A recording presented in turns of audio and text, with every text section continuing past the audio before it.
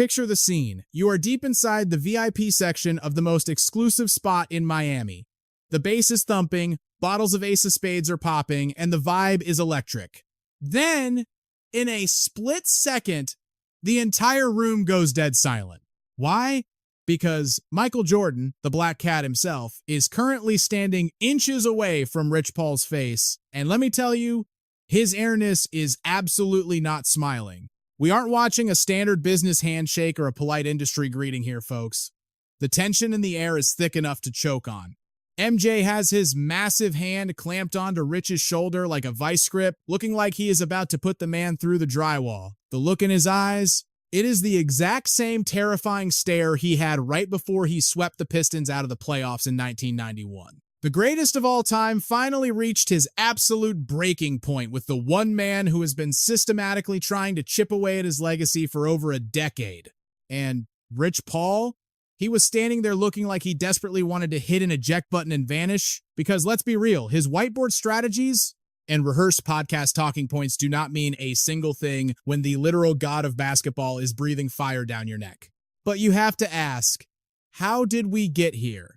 Just wait until you hear the absolute nonsense Rich has been spewing about MJ behind the scenes. We are talking about everything from trying to link MJ's success to the 1980s crack epidemic to boldly claiming MJ isn't even the greatest player ever.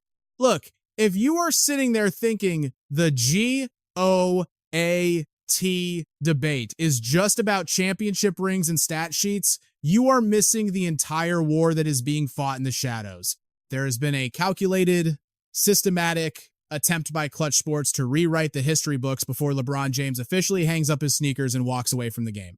And honestly, it is starting to feel a little bit desperate, a little bit sweaty, and a whole lot of messy.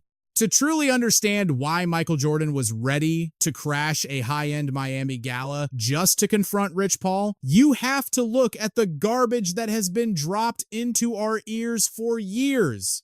The first strike started with that infamous Platinum Antlers take back in 2023.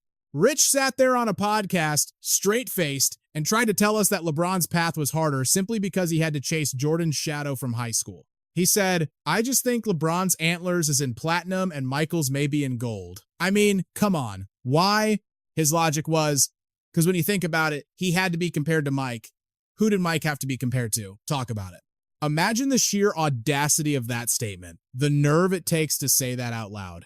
He is effectively trying to gaslight you into thinking that media expectations are a heavier burden than actually going out and physically dominating every single human being on a basketball court for 15 years straight. He wants you to believe that calling yourself the chosen one on a magazine cover is tougher than fighting through the bad boy Pistons' literal physical assault every single night. It is a classic corporate tactic. I mean, if you cannot beat MJ's 6-0 finals record, you just try to make the record look easier to achieve, right? Move the goalposts. But the narrative took a much darker, weirder turn on January 6th when Rich Paul went on the Max Kellerman podcast and dropped the most bizarre take I have ever heard in sports media. This guy actually brought out a physical whiteboard, like he was coaching a timeout to try and explain why the Jordan brand is successful. And his conclusion? It was absolute insanity. He didn't credit MJ's 6 rings, his dunk contest wins, or his business savvy.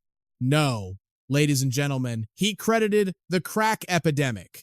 I wish I was making this up, but I am not. Rich claimed the legend of Jordan wasn't built on basketball brilliance, but because the street culture of the 80s and 90s was obsessed with status symbols and narcotics. He literally said these people had basically not even careers or high-paying jobs, they just had hustles.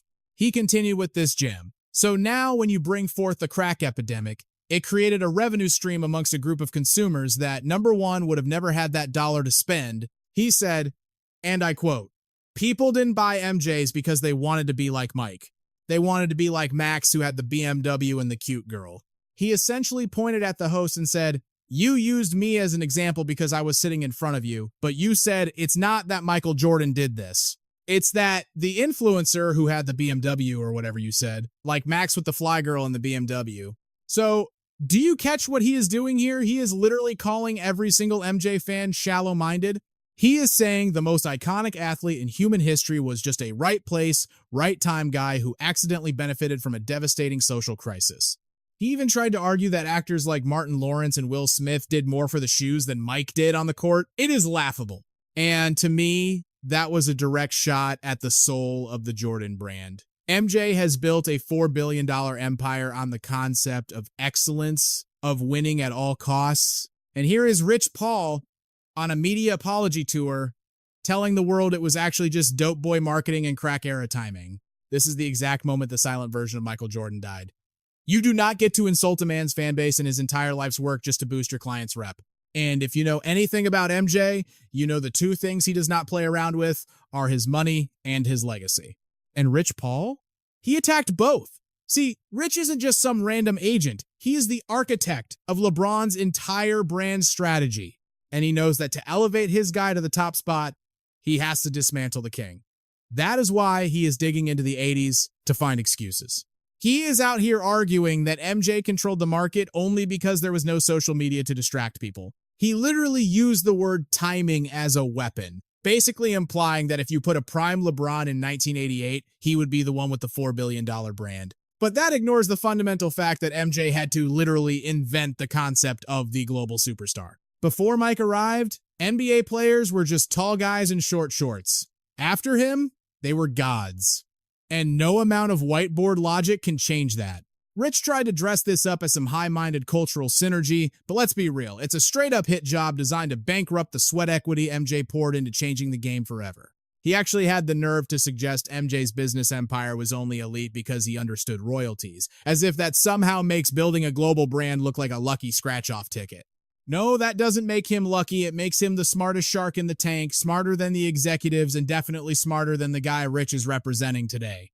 Yeah, we're talking about LeBron. But hold on, because this is where the playbook gets messy and the manipulation goes off the charts. Rich didn't just stop at the money. He pushed this ridiculous narrative that MJ had it easy, calling his legacy a scam just because Jordan didn't have to dodge Twitter trolls, and a 24/7 news cycle. Oh, but he was just getting warmed up. He claimed social media would have exposed MJ's bad games, which is hilarious coming from Rich Paul, the man who literally treats the media like a puppet show to protect LeBron's image, suddenly crying that Mike had it too soft. The moment everyone realized this was a calculated strike was when Rich tried to claim MJ was protected by critics like Peter Vexi, acting like the 90s press was some kind of gentle fan club. But anybody who was actually outside in the 90s knows that is a bold-faced lie. That is a revisionist history. Mike never had the luxury of living, because his toughest critic was Peter Vexi, a guy who woke up every morning choosing violence. Yep, straight up. Do you see the play being run here? You see the pattern? Every time Rich opens his mouth, he isn't just talking. He's planting a virus. If the headline isn't MJ was lucky with his era, then it pivots to MJ was a product of the system or MJ had a cakewalk to the title. It is a slow drip poison meant to rot the foundation of the Michael Jordan legend from the inside out. It's all a setup so that when LeBron finally hangs them up, the transition to him being the undisputed GOAT feels smooth. But here's the problem. Michael Jordan spent his whole life reading defenses before the ball was even in play. And folks, he spotted this trap from a country mile away. So when MJ gripped that shoulder in Miami, he wasn't just saying hello. He was reminding Rich that you can buy the podcasts, you can buy the bloggers, and you can bring all the whiteboards you want, but you cannot buy the terror people felt watching number 23 and 98. And very soon, when we stop looking at the hype and dig into the actual cold, hard numbers MJ put up in that physical era, the reality check is going to hit like a freight train. You are going to see that the truth is actually way scarier and way more dominant than the myth ever was. But if you think the face-off at the charity event was just some polite hallway chat, wait until you hear the uncensored story of what really went down and the message MJ delivered about the future of the Klutch empire. Insiders are whispering that MJ just pulled a power move that might leave LeBron stranded without a single ally in the league office. The drama all kicked off at a charity bash hosted at an undisclosed, ultra-exclusive VIP lounge in Miami.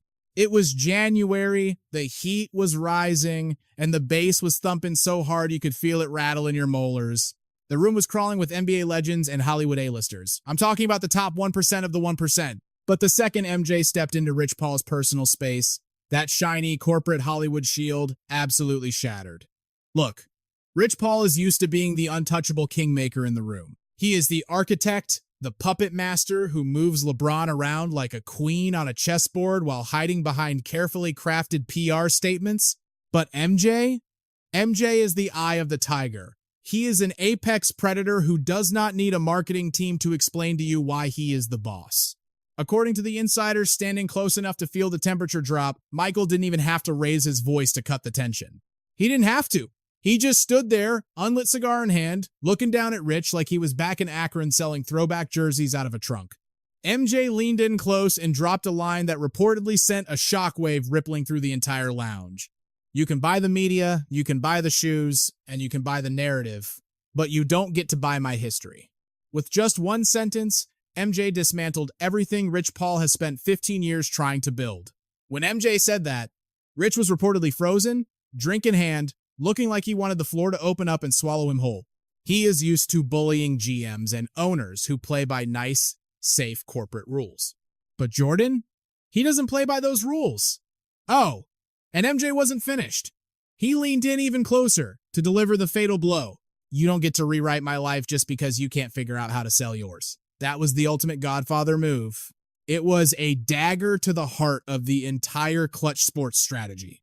MJ basically said, if LeBron's story was actually better than mine, you wouldn't have to spend every single podcast trying to tear me down. And if we are being 100% honest, he wasn't lying.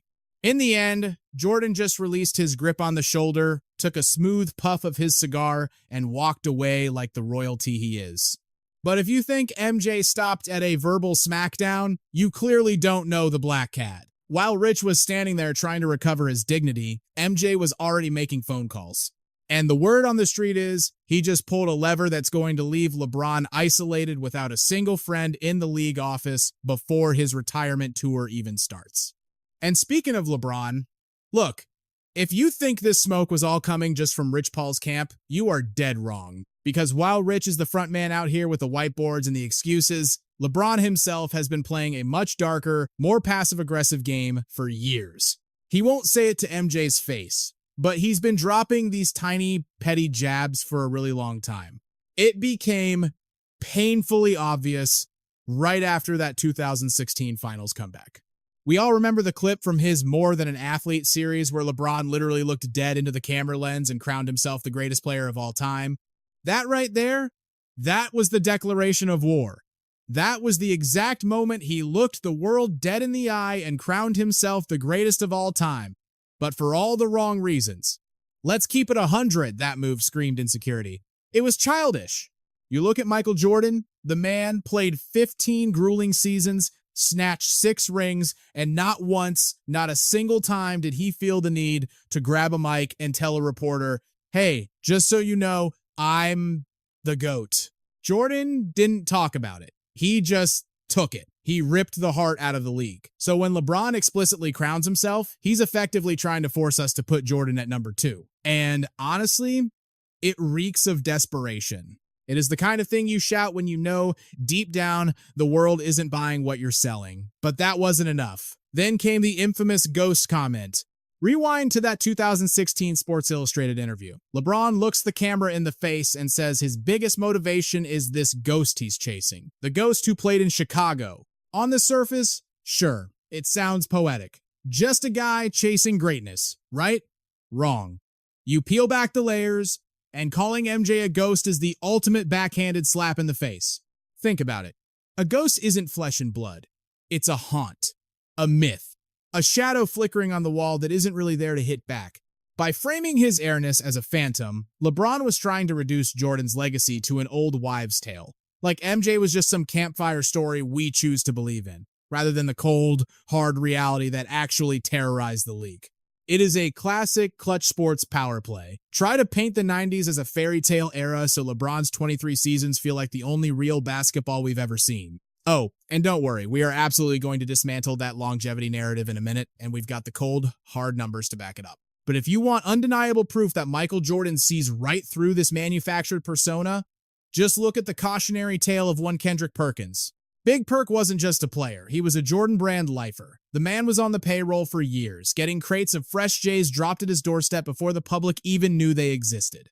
But the very second he pivoted, The moment he switched sides and started screaming on TV that LeBron James was his undisputed GOAT, the boxes stopped coming. And this isn't rumor mill stuff. Perkins actually admitted this live on national TV in March of 2025. He said, "I used to get boxes in the mail all the time, Fresh Jays, way before they even hit the stores.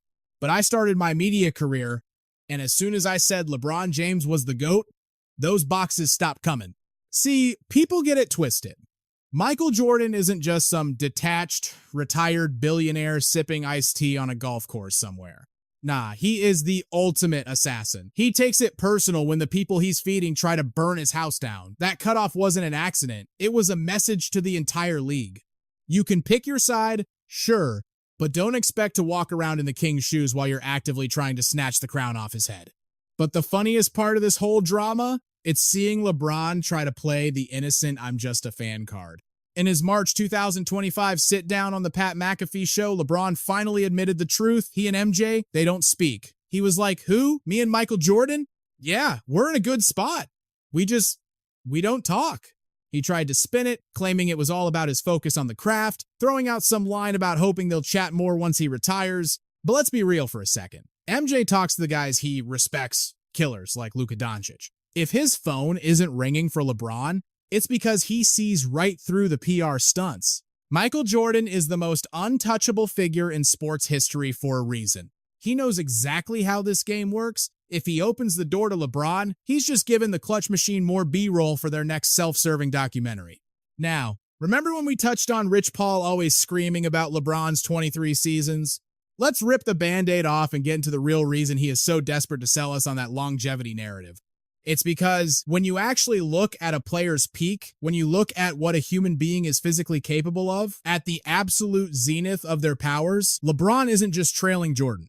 He isn't even in the same stratosphere. See, Rich Paul needs you to focus on the 23 years, the total points, the stat padding accumulation. Why? Because the accumulation game is the only category where LeBron actually wins. But in the world of Michael Jordan, and really for any self-respecting hooper, we don't hand out trophies for how long you managed to stand on the court. We celebrate the damage you inflicted on the poor soul standing across from you. You want to talk dominance? Let's talk 1988. In the history of this sport, that year stands alone. I personally call it the year of the god. In a single campaign, Jordan didn't just snag the MVP. He locked up Defensive Player of the Year while simultaneously leading the entire league in scoring with 35 points per game. Let that sink in for a second. He was the best offensive weapon on the planet and the most terrifying defender on earth at the exact same time.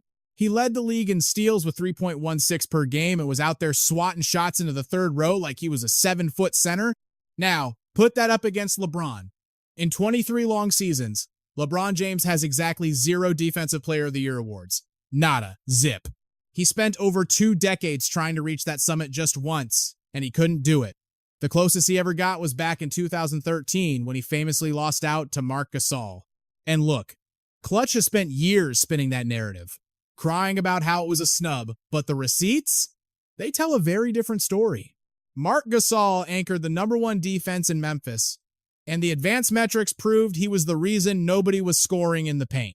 Meanwhile, in just 15 seasons, MJ made the all-defensive first team 9 times. LeBron? He's only made it 5 times in 23 years. That is the difference between a guy who plays defense when he feels like it and a maniac who lived to destroy your spirit on both ends of the floor. And don't even get me started on the scoring. MJ racked up 10 scoring titles in 11 full seasons with the Bulls. 10. LeBron? He has managed to win just 1 in 23 years. But here is the truly manipulative part. Next, we're going to expose how Rich Paul actually tries to twist logic and make MJ's elite scoring look like a disadvantage. You have got to be kidding me. Rich Paul is actually out here grabbing every mic he can find, trying to convince the world that Michael Jordan's scoring obsession was some kind of burden to his teammates. Really? Rich? You serious? Because the last time I checked the history books, that so-called disadvantage delivered a flawless 6-for-6 record in the NBA Finals. That is perfection, baby. Meanwhile, LeBron's genius-level playmaking has quarterbacked his teams to 6 Finals losses. 6! But the most desperate Hail Mary Klutch sports has thrown up yet, that has got to be this whole illegal defense fairy tale. Bron loves to preach about how the 90s didn't have zone defense, acting like MJ was just strolling down an open red carpet to the rim every night without a care in the world. Let's call that what it is. Absolute garbage. They want you to believe the 90s were a walk in the park because of a rule book, completely ignoring the fact that the Jordan rules weren't a suggestion, they were a death sentence. The Detroit Pistons didn't have a defensive strategy. They had an assault plan. Their goal wasn't to stop the ball. It was to literally shatter MJ's bones until he physically couldn't stand up. It was survival of the fittest. Picture this. Rick Mahorn's forearm crushing your chest, or Bill Laimbeer trying to decapitate you every single time you dared to drive the lane.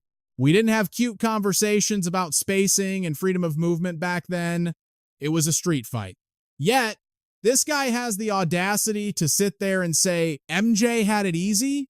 Back in the day, illegal defense just meant you couldn't camp out in the paint. But hand checking?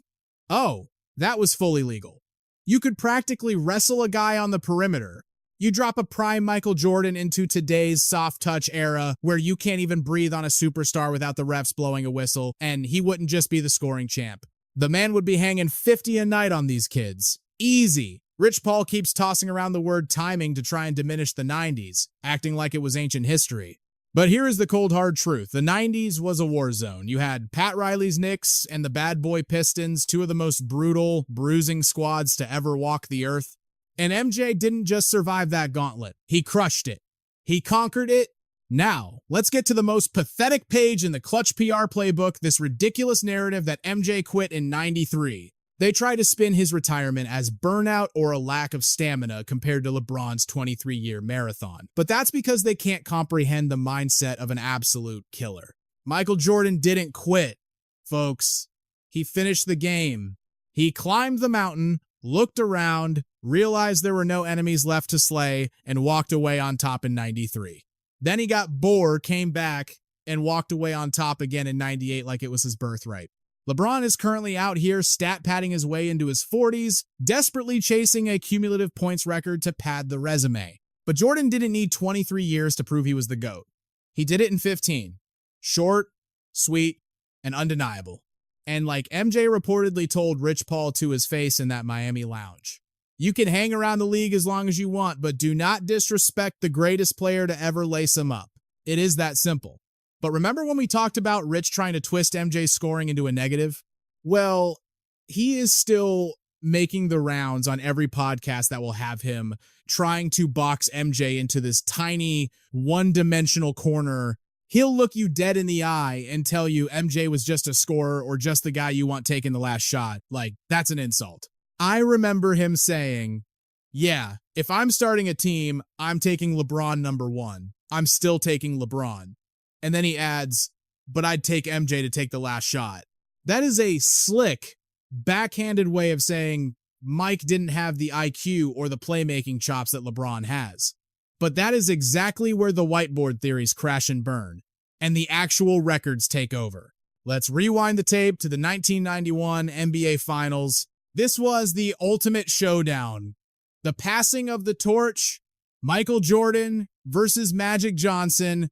The narrative heading into that series was the exact same garbage Rich Paul is spewing today, that MJ was a selfish gunner. So what did the so-called selfish MJ do? He went out and averaged 31.2 points, 11.4 assists, and 6.6 boards, all while shooting a mind-blowing 55.8% from the floor. Let me put that in perspective for you. He didn't just beat Magic Johnson. He out-assisted the greatest playmaker in the history of the sport in his own final series. But you won't hear Rich Paul talking about those 11.4 assists per game, will you? He would rather double down on the lies and the disrespect, trying to convince you LeBron is the GOAT simply because he's been clocking in for work longer. But for the real ones, we know who the king is, and it ain't the guy calling himself King James, but we all see the game being played here. Real hoopheads know that this 2025-2026 media cycle has felt way less like a basketball season and more like a desperate marketing campaign. There are whispers all over the league about Klutch sports plants embedded in major outlets like ESPN. The same talking heads constantly pushing the longevity angle. They want you to believe that a massive pile of cumulative stats is the same thing as pure, unadulterated dominance. But let me tell you something. You can't buy a legacy. That is why this Miami charity event changes the whole dynamic. It marks the end of the passive-aggressive era where MJ would just puff on his cigar and ignore the noise. Now, the gloves are off, so I'll leave you with this question. Who do you trust? Do you trust the man who went 6 for 6, never let a finals go to a Game 7, and systematically dismantled every single legend in his path? Or do you trust the agent who needs a whiteboard, a PR team, and a nationwide podcast tour just to explain why his client is supposedly better? In the 90s, teams had to triple team MJ on the court just to slow him down. In 2026, Rich Paul has to triple team the media just to keep LeBron in the conversation.